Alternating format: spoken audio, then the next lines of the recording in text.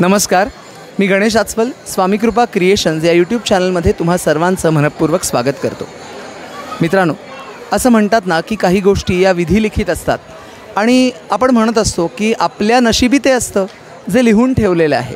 कितीही तुम्ही विज्ञानवाद आणि हे सगळं म्हटलं तरी आपल्या नशिबात जे काही ते होत असतं आणि त्याकरता जेव्हा तो दर्शनाचा वगैरे योग येतो ना तेव्हाच तुमचं दर्शन घडतं. हे सगळं आत्ता सांगण्याचं कारण असं आहे की आळंदीला संत ज्ञानेश्वरांची मुक्ताई या चित्रपटाच्या निमित्ताने एक भव्य दिव्य सोहळा आत्ता इथे आयोजित करण्यात आला आणि त्या सोहळ्याच्या निमित्ताने ते क्षण आम्हीसुद्धा अनुभवले.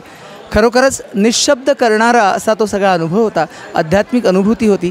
मी आता जास्त काही बोलत नाही आहे. या चित्रपटामध्ये महत्त्वाच्या भूमिका करणाऱ्या अर्थातच संत ज्ञानेश्वरांची मुक्ताई आणि मुक्ताईच्या भूमिकेत असणारी अभिनेत्री नेहा नाईक आज माझ्यासोबत आहे. नमस्कार. नमस्कार. रामकृष्ण हरी.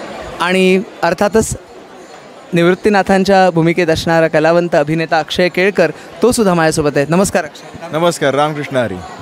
मला दोघांनाही विचारायला आवडेल की मुळात ही भूमिका तुमच्याकडे कशी आली? दोघांनीच. रामकृष्ण हरी.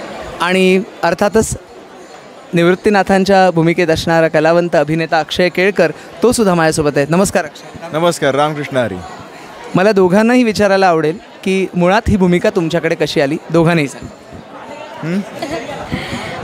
याचा एक मजेशीर किस्सा असा आहे की माझा नाटकाचा प्रयोग होता आणि प्रयोग झाल्यानंतर मला दिग्पालदादाच्या ऑफिसमधनं फोन आला आणि फोन आला. मी ऑफिसला गेले तर त्यांनी मला एक वाचायला दिला एक प्रसंग. तो मी वाचला आणि वाचल्यानंतर मग तो असं म्हटलं ठीक आहे आणि मग झालं. म्हणजे अक्षरशः 10 मिनिटात माझं कास्टिंग लॉक झालं होतं आणि म्हणजे त्याला मी फक्त माझं वाचन आणि त्यांनी कुठेतरी त्याला वाटलं त्याच्या मनाला, म्हणून मी मुक्ताई म्हणून आज सगळ्यांना दिसते आहे. अक्षय, तुझ्याकडे भूमिका कशी आली? कारण तू एका वेगळ्या लुकमध्ये आम्ही तुला बघितलेलं आहे, वेगळ्या एका रियालिटी शोमध्ये बघितलेलं आहे आणि एकदम असा आध्यात्मिक वगैरे भूमिका. नाही, हा जो प्रश्न तुम्हाला पडला आहे हा मलासुद्धा पडला होता. सेम प्रश्न होता आणि जसा तुम्ही विचारला तसा त्याला 3दा मी विचारला. दादाचा फोन आला होता मला जसं हिचं कास्टिंग झालं सेम की अक्षय काय करतो आहेस अमुक अमुक महिन्यात. मी म्हटलं काही नाही का रे, तर म्हणे आपण करतो एक काम, असा असा सिनेमा आहे. म्हटलं त्यांची मुक्ताई. बरं मी काय करतो ह्याच्यात, कारण माझ्यासाठी अवघड आहे हे असं अप्रोच होणंसुद्धा. म्हणजे मी आहे आध्यात्मिक पण माझ्या चेहऱ्याकडे बघता किंवा माझी एनर्जी पाहता लोक असं मला विचारतील का हे अवघडच आहे. तर त्याने मला विचारलं की संत निवृत्तीनाथांची भूमिका तुझ्या वाट्याला आहे. म्हटलं खरंच? बोलं हो. आता 2दा विचारलं आहेस खरंच, आता 3ऱ्यांदा मी सांगतोय तरी ऐकणार नाही आहेस का? म्हटलं नाही नाही ऐकणार मला आवडणार आहे करायला. बरं तुझ्यावर सगळं मी सोपं होतो. तर असा सेम हिच्यासारखा 10 मिनिटाचा फोन कट होता. सगळ्या गोष्टी क्लिअर. एवढं त्याचं विजन स्ट्रॉंग आहे अजिबात. म्हणजे त्या दिग्दर्शकाला दिसणं म्हणतात ना, कारण बऱ्याचदा असं काय होतं म्हणजे सगळेच दिग्दर्शक तसे नसतात की एखादी गोष्ट हा असा दिसतो ना मग याला असंच कॅरेक्टर केलं पाहिजे, हा तसा दिसतो मग त्याला तसं नाही जाणार. पण हे विजन दिग्पालदादाकडे आहे आणि माझ्यासारख्या एक्स्ट्रा एनर्जीवाल्याला किंवा एक वेगळाच लुक ठेवणाऱ्या माणसाला अशा लुकमध्ये त्याने व्हिज्युअल करणं ही एक दिग्दर्शकाची नजर त्याला ती त्याच्याकडे आहे.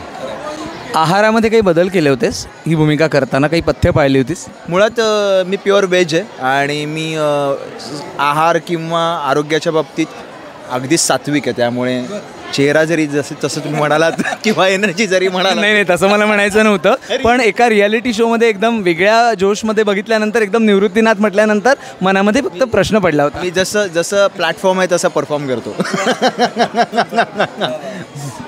मुक्ताई साकारणी मोठी जबाबदारी आहे. मुंगी उडाली आकाशी तिने गिळले सूर्यासी हे जे पूर्वीच्या चित्रपटातलं गाणं आता नव्या चालीत या चित्रपटात आहे, तर त्याविषयी सांगू शकतेस का? ह्या गाण्यामध्ये बऱ्यापैकी एक आध्यात्मिक प्रवास आम्ही दाखवण्याचा प्रयत्न केला आहे. अर्थात ते गाणं तुम्ही बघालच आणि तेव्हा तुम्हाला येईलच अंदाज की भावा बहिणींचं हे नातं असूनही जेव्हा तेच भाऊ गुरु बंधू भगिनी म्हणून जेव्हा वावरतात तर तेव्हा ते काय असेल ते या गाण्यातनं कुठेतरी आम्ही दाखवण्याचा प्रयत्न केला आहे. आणि जे की चिंता क्रोध मागे सारा ताटी उघडा ज्ञानेश्वरा, तर त्यासाठी तू काही अभ्यास असा वेगळा केला होतास का? म्हणजे ज्ञानेश्वरी वाचणं असेल, ताटीचे अभंग, त्या रचना, त्या अभ्यासनं असं काही केलं होतंस? स्पेसिफिक ह्या सीनपुरता अभ्यास असं नाही, ओव्हरऑल फिल्मसाठीच एवढा अभ्यास करावा लागला आहे. पण मुद्दा असा आहे की दिग्पालदादांना मोजकं सांगायचं आम्हाला की हे ह्यातलं वाचा ते त्यातलं वाचा, त्यामुळे ते बऱ्यापैकी आम्ही केलेलं आहे. अभ्यास आमचा तर झालेलाच आहे वैयक्तिक, पण जे दिग्पालदादा सांगायचं, आमचे गुरु शामराव जे सांगायचे ते आम्ही कुठेतरी फॉलो करण्याचा प्रयत्न केला. नवीन वर्षाच्या निमित्ताने गुढीपाडवा जवळ येतोय, त्या नवीन वर्षाच्या निमित्ताने आपल्या प्रेक्षकांना काय सांगा? की मी हेच सांगेन, मराठी नूतन वर्ष आहे, गुढीपाडवा आहे, हिंदू नूतन वर्ष आहे, अशा बऱ्याच गोष्टी आता येत आहेत.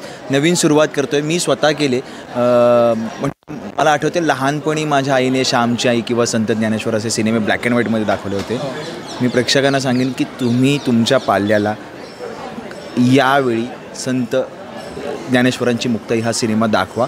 काळाची गरज आहे, फार गरजेचं आहे. एवढंच मी या निमित्ताने सांगेन. त्यालाच मी कंप्लीट करू इच्छिते की त्या महान आत्म्यांनी जे काही कार्य करून ठेवलेलं आहे आपल्या सगळ्यांसाठी, ते ह्या पुढच्या पिढीपर्यंत पोहोचवणं खूप गरजेचं आहे. जे आपला चित्रपट करतो आहे तर नक्की नक्की नक्की 18 एप्रिलला आपापल्या जवळच्या चित्रपटगृहात जाऊन संत ज्ञानेश्वरांची मुक्ताई हा चित्रपट बघा.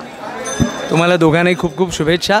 आणि आपल्या प्रेक्षकांना सांगूया की चॅनलला सबस्क्राईब करा स्वामी कृपा क्रिएशन्सला, आणि व्हिडिओला लाईक करा, शेअर करा. धन्यवाद.